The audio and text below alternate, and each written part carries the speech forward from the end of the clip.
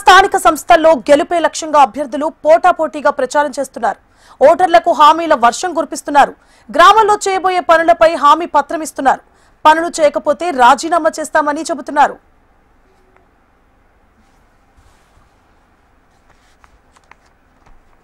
మహబూబాబాద్ జిల్లా కేసముద్రం మండలం అర్పణపల్లి గ్రామం బీసీ మహిళకు రిజర్వ్ అయింది.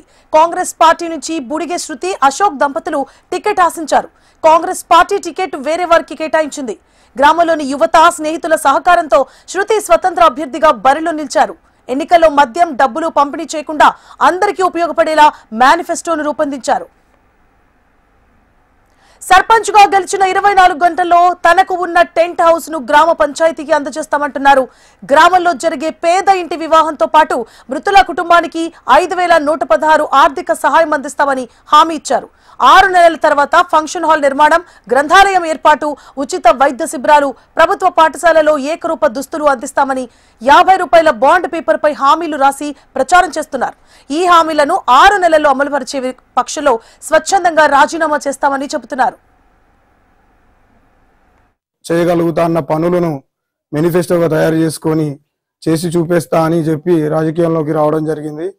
అందులో ముఖ్యంగా ఉన్నటువంటి పనులు నేను గెలిచిన 24 గంటల్లో చేసే పనులు ఉన్నాయి. అందులో ఒకటి, నా టెంట్ హౌస్ సామాగ్రిని గ్రామ పంచాయతీకి శాశ్వతంగా అప్పజెప్పడం, అలాగే ఉచిత మినరల్ వాటర్ అందించడం, అలాగే పేదింటి ఆడబిడ్డ పెళ్లి కానుకగా 5000 పవర్లు అందించడం, అలాగే పేదింట్లో ఎవరైనా వ్యక్తులు మరణిస్తే వారికి కూడా 5000 పవర్లు అందిస్తానని హామీ ఇవ్వడం జరిగింది. హామీ పత్రం ఇచ్చినాం.